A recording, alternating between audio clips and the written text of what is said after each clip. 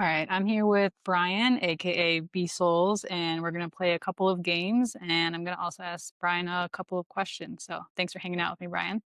Appreciate you for having me. All right. Okay. So first one, I'm gonna have you blind rank Asian NBA players. You're Asian, I'm Asian, so let's get into it. All right, let's do it. Let's do it. Okay, okay. So first up we got Jeremy Lin, Lin Sanity. Where are you putting him? Okay. Jeremy Lin, not a lot better than him. He was great. If we're Yeah. talking about just that week, he was great. Just that week. He did have a short, like 15 minutes of fame, but that week was crazy. Yeah, I'm gonna put him. I'm gonna put him at 2, man. Maybe I'm missing names, but Lin Sanity, peak Lin Sanity, I'm comfortable putting him at 2. Okay. Okay, that's solid. All right, next we got Rui Hachimura. I think overall Rui was better, but again, I'm just thinking about peak Lin Sanity. I don't think Rui's better. I'm gonna put Rui at 4. Okay. That's solid. That's solid. All right. Number three I got for you, Yuki Kawamura. Yuki. Yuki, he played for the Grizzlies, right? Yeah, For he the was point on the guard. Grizzlies and then he was actually just signed to the Bulls, but they recently cut him. Packed him up, packed him up. That's tough. I put him at 5. I like him though. I like him. Yeah, he's small too. He's like most guys never make it to the NBA at like 5'8", 5'9", maybe.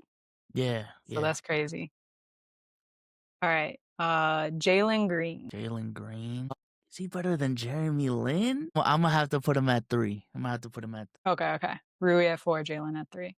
Yuki All at right. 5. So So it's just let one. yeah. All right, last spot we got Yao Ming. Ooh, let's go. Let's go. I cooked. I cooked. Yeah. I feel like yeah, you gotta save the best for last. So I would I would put Yao Ming at 1 for sure too. I thought you were gonna say Jordan Clarkson or something. Which honestly, that still wouldn't be bad. Yeah, yeah, he didn't make the list, but he's a good one too. Okay, so Yao Ming, Jeremy Lin, Jalen, Rui, and then Yuki.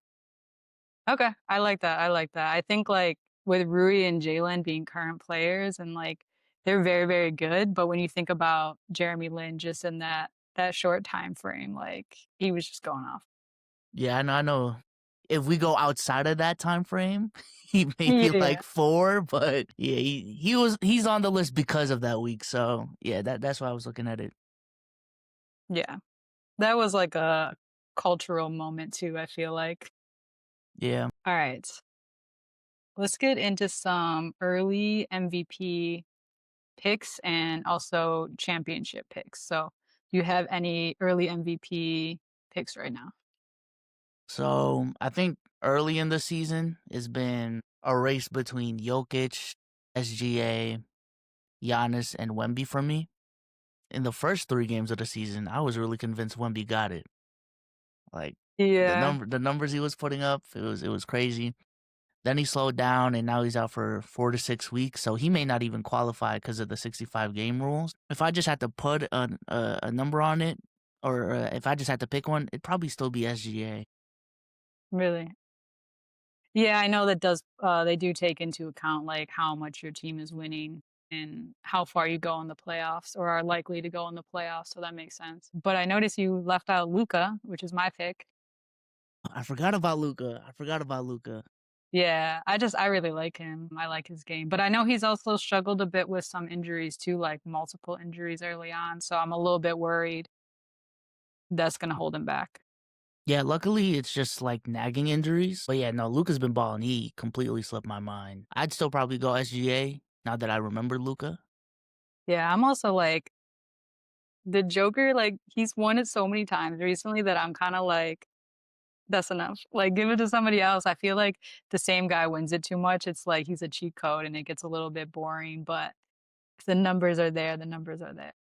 Yeah, trust me, I don't want Jokic. I'm gonna just say I don't want him to win. But at some point, it's like the things that he's doing. I think you would literally have to like lie to yourself to just like discredit him from the MVP conversation. So Yeah, yeah. No, he's definitely up there for sure. How old is he now? Like, I cannot tell how old he is. I feel like he looks older than he is. No offense. He looks like old Kratos from God of War. I think he's like Yeah. 30.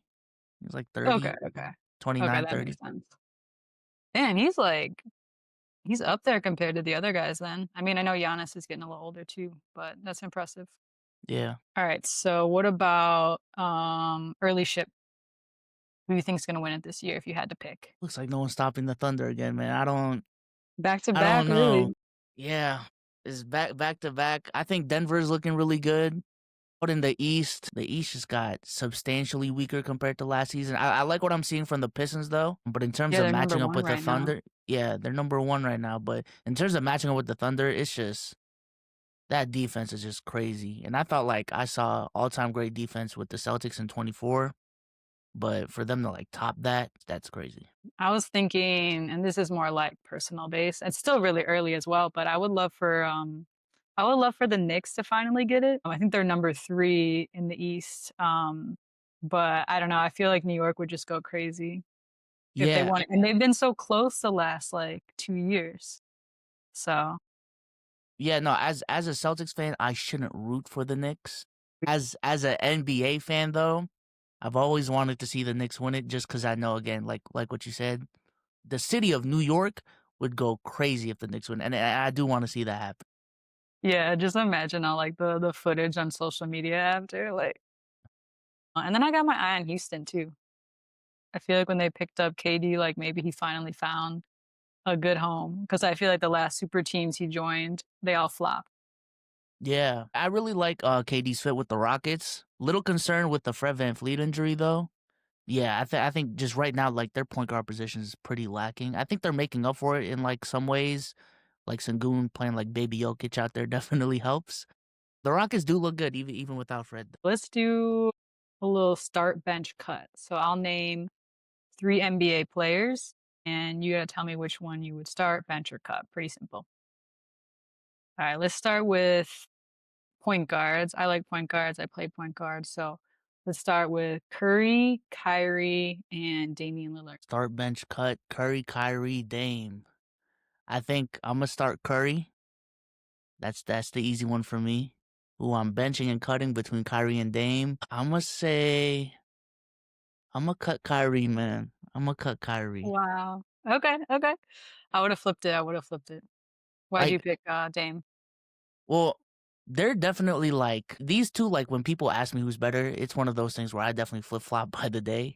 I just think like the things Dame was doing as a first option, I value more than Kyrie, especially in Portland all those years. And I think like offensively, I think like Kyrie's more versatile, like in terms of the ways he can score. But I think Dame's impact offensively, I think we've honestly forgotten what peak Dame looked like pretty fast. People just need to go back and really look at what peak Dame was, and I think it's a stronger case than most people will give it for. Okay.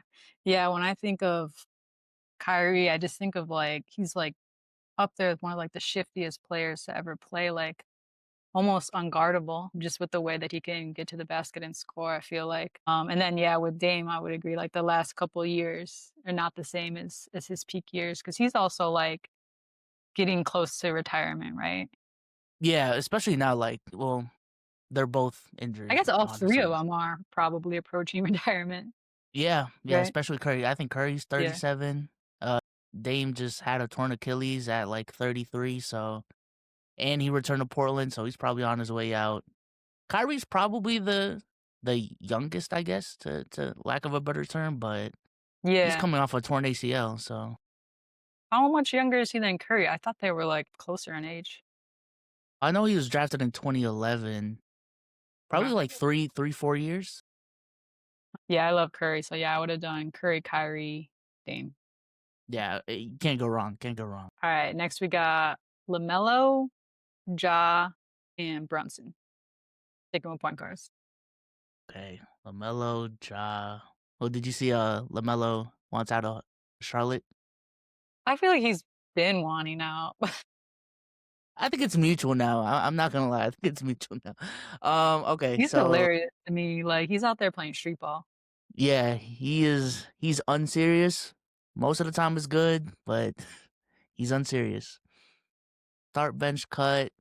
I'm gonna start Jalen Brunson between Ja and Lamelo. Honestly, I haven't watched enough LaMelo this season. I just know Ja's been horrible this season. That's true, So yeah. He definitely wants out. he definitely wants out. Both of them want out. I seen a trade offer saying they should just swap teams for real, for real. I Uh haven't heard that, that's funny. yeah, like their contracts are like weirdly similar. Like they're pretty much getting the same, so it could just be like a straight up trade. But probably bench LaMelo still, cut Ja. Okay. Really? Okay, interesting, yeah. I feel like I do feel like LaMelo needs to leave. He's been there since he was drafted, right? Like, I think it's time for him to go because like, nothing's happening. Yeah, yeah. Yeah, I would probably honestly, I would probably do Brunson, start I would probably bench Ja and cut LaMelo just because Ja has those crazy dunks. Like, obviously, he's having a tough year, but I don't know, just the stuff that he's been able to do, like, dunking wise is pretty amazing. I would like to see Ja on a team where like it's more catered for him. So maybe that like changes my outlook on him, but just for what I've seen this season, he's just been horrible. So it Yeah. is what it is. Yeah. Are they not catering to him now? I feel like he's not the star there? Well, he's still the star, but I don't know if you remember like the whole drama with him. Like Oh, yeah, like the personal stuff? yeah. Well, Oh, his yeah. main thing was coaching wise, like he doesn't feel like he's a part of the offense and like they're just not catering towards him like being a ball handler. So Interesting, okay. Yeah, yeah, yeah, no, I mean, honestly, I hear more about his, like, personal issues than I do about his game nowadays, so that's never good. yeah. We got Halliburton, Hallie, SGA, and Tatum. My You were guy. one of your Boston people, yeah. I'm gonna start SGA.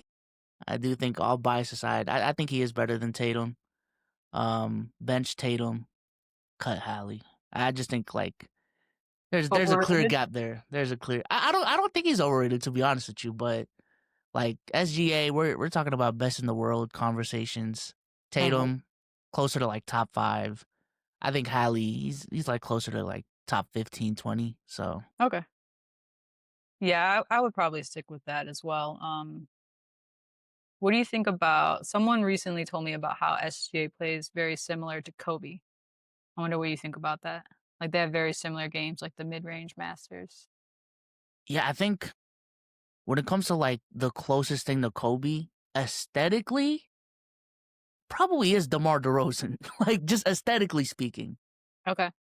In terms of like who Kobe represented, it probably is SGA. Like what you said, like the mid range master, having all the counters, being a 6'5", 2 guard that can handle the ball, carry an offense. Like there's a lot of similarities between them. So I see it.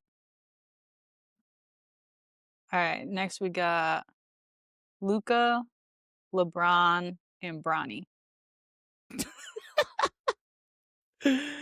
This is easy. This is easy. I'm starting Luca. I'm benching Braun. I'm cutting Bronny. Wait, Sorry, you Bronny. okay, okay, you're benching Bron. Okay, okay. Yeah, I'm benching Braun. Bronny, you're cut though. I'm sorry. Yeah, that would've been crazy if you didn't cut him. Yeah, what do you think about Bronny? He is getting better. Yeah, he's getting better. I think I'm fine with him being in the league. It's just I think we all do need to recognize why he is in the league. 100%. But yeah, I don't have a problem with it because I've always said like if I was in LeBron's shoes, if I had the one wish in my career and that's just my one wish after all I've given to the game, then I'm a facilitator and like even though if it's not fair, like it is what it is. But yeah, he's not good, but it's fine. It's fine. Cool. Yeah, I think it's like most people would not have gotten the opportunity to even get a roster spot to improve like he is, but he is improving. So that's kinda how I think about it. You think he's gonna be able to do it again with Bryce? No? Well, honestly, I don't know how good Bryce is, so I I don't think know. this team Maybe. is better, like, he's definitely taller. Like, Yeah, he's I know closer that. to LeBron's height. He's playing at Arizona.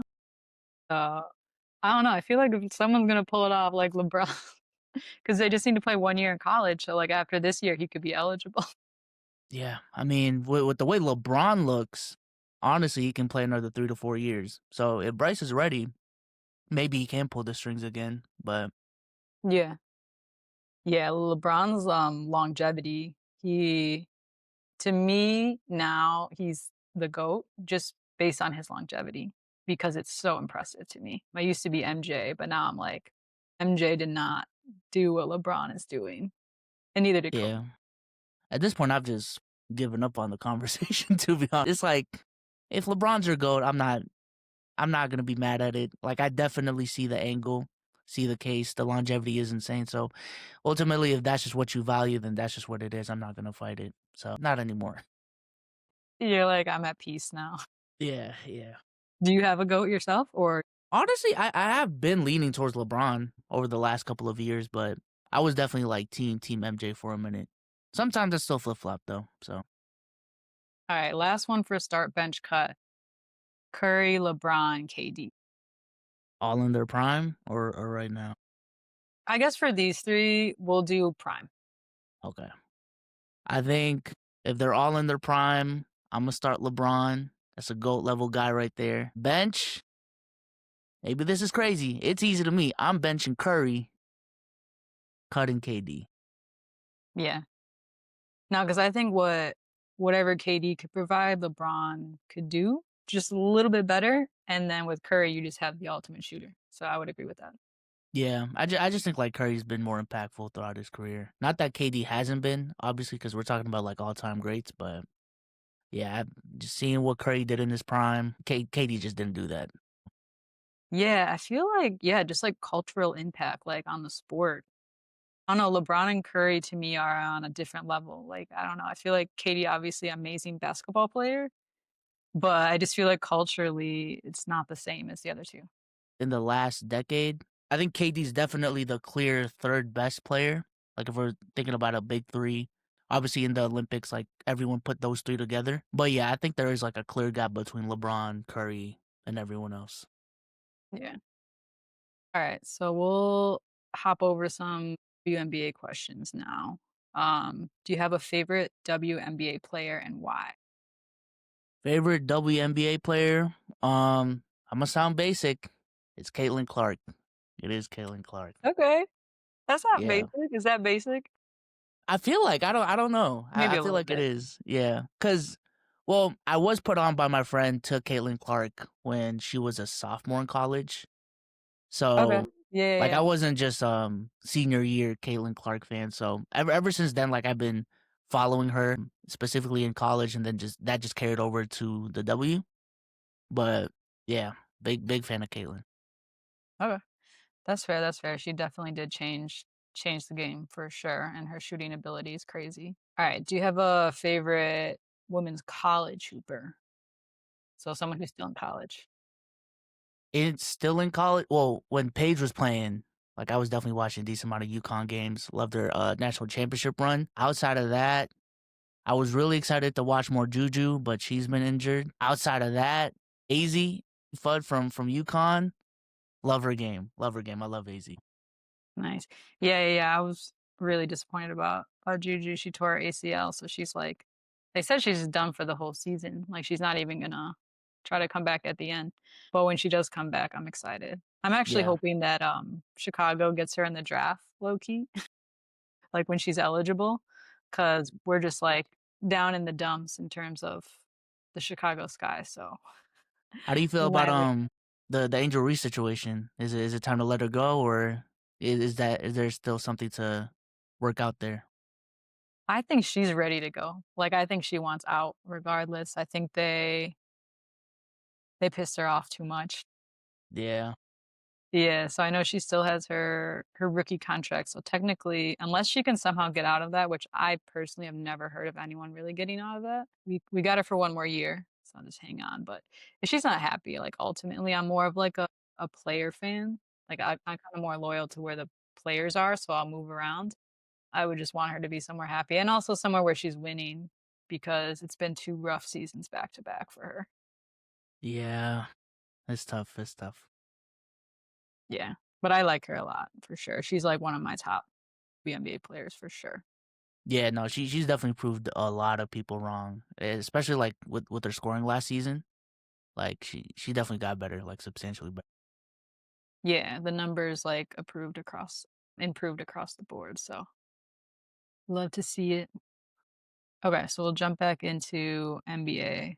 So I sent you a list of the top 10 players according to NBA 2K rankings. Do you agree with the list? Is there anything you would change? And also, just quick, because they change it so frequently, 80 is actually no longer number 10. It's Donovan Mitchell. So it was a quick Damn, update. they changed it Yeah. like today. I don't know if it was today, but right before I hopped on, I was like, let me check and see because I had noticed that they changed it. And then, yeah, KD is no longer on it and it's now Donovan Mitchell. So I gotcha. I don't know. They're updating this, yeah, pretty frequently. Yeah, it has to be like every day. I mean, I'm looking at it. Top the top five is pretty solid in that order. Honestly, I'd probably have to agree. Yeah, those are definitely the top 5 guys for sure.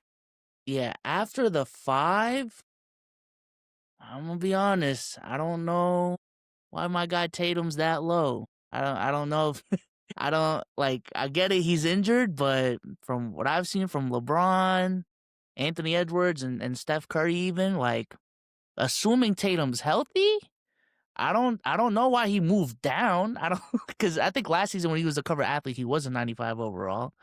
I don't know why he moved down. So yeah, I gotta put my guy Tatum at 6, man. Okay, you put him above Curry. Okay. I feel like I haven't heard anything about Anthony Edwards this season. Like, is he just neutral so far? I think he's had a relatively slow start, but he's picking it up. Okay. Yeah, I just haven't heard about him in like any of the highlights or anything. Yeah, I'm looking at it right now. Like, he's not having a better season statistically than last season, so that's probably why you haven't heard him in like MVP talks. But I Yeah. think he's starting to pick it up. Also, I didn't realize he's only 6'4". I thought he was taller. That's pretty Yeah, I small. thought it was 6'6". Maybe they have it wrong. Sometimes they get it wrong. Yeah, Okay. What about Donovan Mitchell though? I feel like I've been hearing about like he's playing phenomenally. D Mitch. I'm just always conflicted between him and like Devin Booker. Like I never know who's better between the two. Like every single year, I just feel like I see one play and I'm just like, he's definitely better, and then I see what the other person's doing and he's better. It's kind of like Paul George and Jimmy Butler. Like when they were good, it's kind of like that where it's like always in the same tier. You never know. They're doing crazy stuff. You're gonna lean one way one day and then lean the other way the next. Yeah. Well, according to NBA 2K, Booker's not even on the list. Not in on 10, top 10. Damn. All right, cool. So that was all the games I had, and then I'll just end with a couple of questions about your content, if you're cool with that. Yeah. Okay. So, how did you get started in sports content creation, and how long have you been doing it? Yeah. So I've been doing it since sophomore year of high school. Oh wow. Okay. Yeah, all the way back in 2017. Okay. Yeah, I've Oh, been doing this for a minute. A lot of people in this space already call me old, and they talk about they were watching me back in high school, and then I find out their age. We're just the same age, so you were watching a high schooler in high school. It's kind of a funny dynamic, but yeah, I've been doing it for that long. In terms of like my motivation, honestly, I wanted to be an NBA 2K content creator initially, okay. but then I didn't find traction in that, so I just honestly, it was my interest in basketball and specifically the debates I had at lunch. Because at lunch, I used to get into these heated debates, and then I just get home, turn on my mic, and just rant about the stupid takes that I heard at lunch. And then I just try to upload one thing every day, and I was a pretty early adopter in the game because there weren't many NBA content creators back in 2016, 17. So Yeah. took that as an advantage point. But yeah, that's how it started. Okay. So almost a decade of doing this. Yeah, I know. That's That sounds amazing. great. Yeah, no, it No, sounds that's crazy. awesome. Yeah, you got like an earlier start for sure. Like I only started 6 months ago. technically, like, when I officially, like, launched and announced it. So, yeah, I got a long way to go. No, you're doing good. You're doing good. I follow the content, so I Hey. honestly love how the space has evolved throughout the years, the different like voices in the space, the different ways people even make content. Cause I feel like when I started, it was a lot of, first of all, it was really only on YouTube. And then it would be Mhm. like voiceover style videos. Like that was the meta back then. Voiceover style videos, you're doing analytical breakdowns, story times and stuff like that. But I feel like now with honestly all the story times already being told, like it's kind of forced people to be more creative. So I definitely like how the space has evolved. Yeah, definitely. There's just a lot more people out there, so just getting creative. I mean, it's literally in the word content creator. So since you've been doing this for a long time, do you have any quick advice for someone kind of just starting out, or maybe they want to get into it but they don't know where to start? Yeah, I think the biggest hurdle for a lot of the creators that I've talked to is like they never think they're ready. Like they never think they have the right equipment. They never think they have the editing skills or stuff like that. But I think right now specifically with like TikTok, Instagram, YouTube Shorts, like the barrier to entry to making content is the lowest it's ever been. You know what I'm saying? Like back when I started, you needed a computer, you needed a mic, you needed to learn how to edit, like use editing software, how to make a thumbnail. But I think the beauty of short form content is like you can do everything on your phone, right? You can edit on your phone, and even like with TikTok videos, you barely honestly have to edit. It's just hit record, yap, hit upload, like put captions on it maybe. So I would say for a lot of beginners, just honestly get into the habit of putting the reps in. I think like there's parallels between like being a basketball player and being a content creator in that regard where like you just can't watch other YouTubers and content creators create the whole time. You can't watch how to grow or how to shoot a basketball videos the whole time. Like at some point, you just got to get in the gym. You're going to suck at first, but just, keep on shooting, keep on practicing and you'll get better over time and the next thing you'll get bangers along the way and you'll just keep on building until you're more legitimized. Yeah, definitely. I love that because I feel like, yeah, it's always like kind of really slow at first, but then it's like once a couple of your videos start hitting, it's like snowball effect for sure. But you definitely have to get over that initial hump. Yeah, yeah. And I think like again, like my biggest thing that I've seen is just people are like they never think they're ready. You are Yeah. probably ready. Like unless you have like an iPhone 5, your Yeah. phone is good enough. Like for real. And even then, like iPhone 5 may even still be good enough if you know how to make it work. But yeah. Yeah. I saw something that was basically like being ready isn't a feeling, it's an action. I Yeah. think people are waiting to like feel ready, but it's like that's probably never gonna come. You just Yeah. have to like literally just go for it, even if you're like terrified. Yeah. And another thing that I always hear is like, "Oh, is it too late? Is it too saturated?" They've been saying that for years. They were saying that when I started. They were saying it was too saturated back then. And in hindsight, it was definitely not saturated. So I think right now, I think especially right now that content creation is like being more legitimized as a job, way more than before. Like there used to be stigmas when people were content creators back when I started. Like now, there's definitely like a lot more resources, a lot more people to study. So yeah, I think right now is like a really good time to be a content creator for real, for real. Yeah, I feel like you don't have to like completely reinvent the wheel. Like watch videos of people who are really like doing well, and just see like what bits and pieces I can take from them. I'm not like completely starting from scratch. But then I'm also like, okay, what makes me unique? Like what's gonna make me stand out? I'm not just doing like a copy paste situation either. Yeah, yeah. No, I mean that's honestly the meta. Even back then, to be honest with you, is studying other YouTubers, looking at what topics was working for them, how they're doing their thumbnails, and just putting your own spin to it, having your own unique opinion. Because I think especially in sports, like let's say the Luca trade happened, like everyone is gonna have their take, and ultimately you may have the same take as another person, but that shouldn't stop you from making your content. because someone's gonna want to hear your perspective, your voice, how you format the video, how you edit the video. So just put it out there. What do you have to Yeah. lose? What are your thoughts on using AI? Like, do you use AI at all or not really? For creative work, I guess like not really. editing, like marketing stuff more so, right? Yeah, I mean, I'm more open to like seeing how it can fit into things.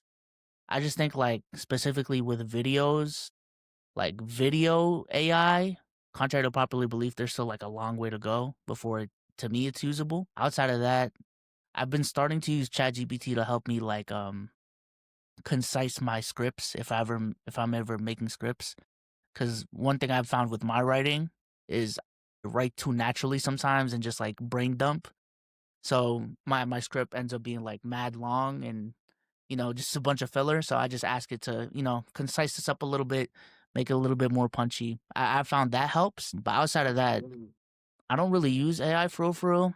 I use it more for because I built the app recently. Like that's what I used it for software engineering. But that's it. Okay. Do you want to talk about the app a little bit more? Like what you're building it from scratch, you said? Yeah. So I built a note taking app. It's called Idea. It's already on the App Store. It's completely free. Essentially, the idea is making it easier to brain dump ideas instead of your notes app. So, like, at least for me as a creator, like, I'm always thinking of ideas. I see inspiration, when I'm walking, when I'm in the shower, those shower thoughts that you have. So I feel like it's a very important part of the creative process to just like brain dump your ideas, dump it down somewhere, and then, you figure out what the good ones, what the bad ones are after the fact, but just making it as easy and as quick as possible to write down notes. So essentially the point of the app is like when you open it, it's kind of set up to look like a text message, like your text messaging app, where like the keyboard's already on, the interface is kind of looks like you're gonna text yourself or text someone, and then you can just like jot down an idea real quick, and then you can add a description to it after the fact, add photos to it after the fact. But the main thing is, like I said, is getting it down and worrying about the other stuff later. I did use AI to make the app. So, yeah, there's been a lot of developments and advancements in like being able to code by just like building prompts instead of actually coding yourself.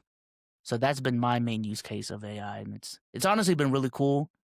I actually have a computer science degree, but once I graduated out of college, I was just a content creator, so I never fully got to use it for real, for real. So yeah, it's been cool to be able to build the app with essentially minimal like software engineering. Yeah. I was about to say, like, damn, you did all the background coding and everything. So you have your background in computer engineering, and then with the help of AI, that's really cool. So you didn't have to like. A lot of people will outsource and hire a team for that, right? And then you got to pay for it. Yeah, I mean that's why I never even thought about building an app before, right? It's because you typically either need to be like smart as fuck or outsource and pay someone else that knows what they're doing. But I think like right now, like it's definitely possible to build basic apps. You still need to learn like some technical knowledge to like know when the AI is messing up, how to guide it, how to fix things. So it's not like fully hands off. It's just magic. But yeah, it's definitely been a cool process at the very least, like a cool side project. Nice. Yeah. Well, I'll definitely download it and check it out for sure. Because as a content creator myself, I'm always literally jotting stuff down. Like I use just the Apple Notes app, but I'll definitely check it out for sure. For sure, appreciate it. I mean, that's really where the idea came from. Was like me as a content creator. I felt Mhm. like I personally needed the app. I even have my friend who's also a content creator. Like when he has ideas, he texts me ideas. Like not even just to say hi or whatever. He's just like he has this idea. He just wants to jot it down somewhere. So I was like, let me make an app. Like this sounds kind of crazy.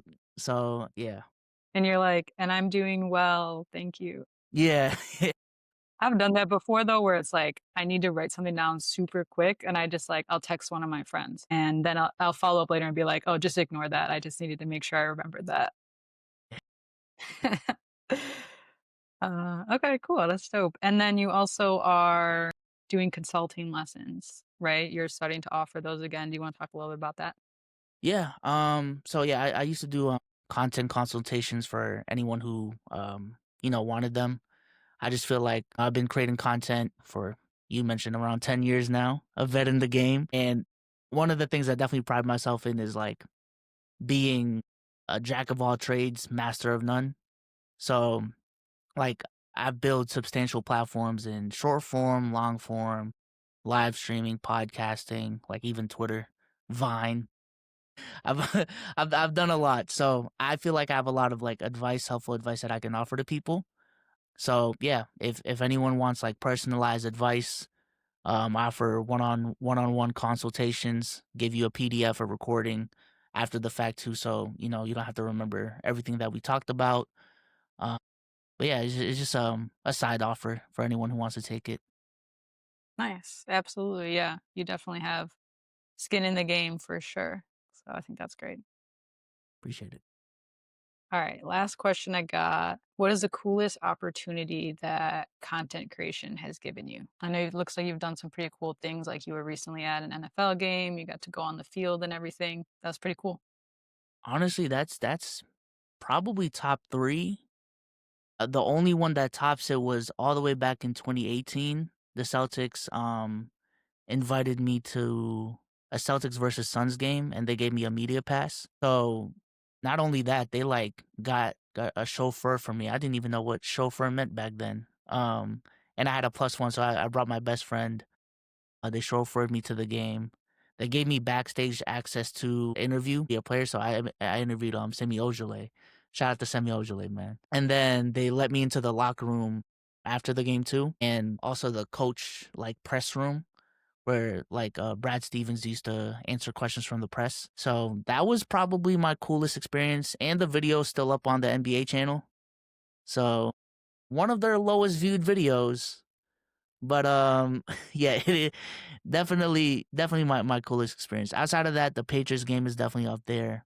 And then once a year, me and my podcast we go to a convention called DreamCon. I don't know if you're familiar. Yeah, I've heard of it. Yeah.